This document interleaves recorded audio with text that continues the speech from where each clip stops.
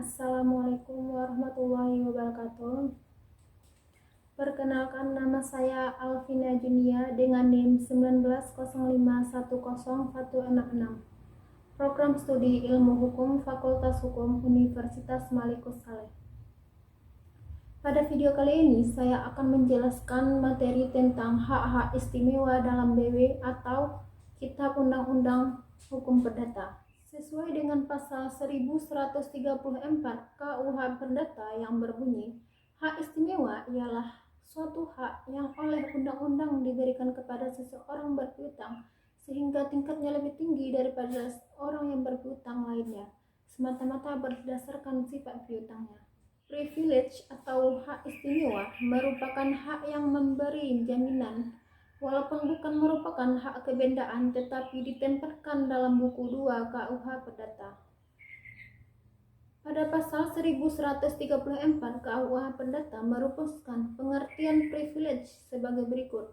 Yang pertama, hak istimewa adalah suatu hak yang diberikan oleh undang-undang kepada seorang kreditor yang menyebabkan ia berkedudukan lebih tinggi daripada yang lainnya, semata-mata berdasarkan sifat piutangnya itu. Yang kedua, gadai dan hipotek lebih tinggi dari hak istimewa, kecuali dalam hal undang-undang dengan tegas menentukan sebaliknya. Menurut pasal 1138 KUH Perdata, ada dua macam privilege, yaitu yang pertama, privilege khusus pada pasal 1139 KUH Perdata, yang kedua, privilege umum pada pasal 1149 KUH Perdata. Menurut pasal 1139 KUH Perdata, privilege khusus ada 9 macam, yaitu yang pertama, biaya perkara, yang kedua, tunggakan uang sewa tanah atau bangunan, dan biaya untuk memperbaikinya yang menurut undang-undang dipikul oleh si penyewa. Yang ketiga, harga pembelian barang bergerak yang belum dibayar. Yang keempat, biaya menyelamatkan barang. Biaya ini dikeluarkan untuk menjaga jangan sampai barang tertentu musnah. Yang kelima, upah tukang yang mengerjakan sesuatu barang seperti seorang penjahit dan lain-lain. Pengertian tukang di sini tidak hanya termasuk mereka yang secara nyata melakukan pekerjaan itu, tetapi juga pengusaha yang memerintahkan pekerjaan tersebut kepada pelaksana. Yang keenam, piutang seorang pengusaha rumah penginapan yang disebabkan oleh pemberian penginapan dan makanan kepada seorang tamu yang menginap. Yang ketujuh, upah angkutan. Yang kedelapan, biaya atau upah seorang tukang batu, tukang kayu, dan tukang-tukang lain yang mendirikan, menambah atau memperbaiki bangunan-bangunan. Yang kesembilan, piutang negara terhadap pegawai-pegawai yang merugikan pemerintah karena kelalaian, kesalahan atau pelanggaran dalam melaksanakan jabatannya. Atau privilege ini tidak menentukan urutannya. Ketentuan pasal 1139 KUH Perdata ini tidak berlaku terhadap kapal. Pasal 316A ayat 3 KUH Dagang menentukan privilege kapal laut lebih didahulukan daripada hipotek. Menurut pasal 1149 KUH Perdata ada 7 macam privilege umum, yaitu yang pertama, biaya perkara, yang kedua, biaya penguburan, yang ketiga, biaya pengobatan terakhir dari debitur yang meninggal dunia, ataupun biaya ini meliputi biaya dokter, pembelian obat, dan perawatan rumah sakit. Yang keempat, tagihan buruh atas upahnya untuk 1 tahun dalam tahun kerja yang sedang berjalan. Yang kelima, uang pembelian barang-barang makanan untuk hidup sehari-hari yang diperlukan si berhutang dan keluarganya. Yang keenam, tagihan sekolah asrama untuk 1 tahun terakhir. Yang ketujuh, piutang seseorang yang belum dewasa atau seseorang yang berada di bawah pengampuan terhadap seorang wali atau kurator.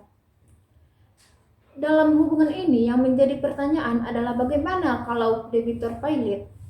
Utang mana yang harus dibayar lebih dahulu?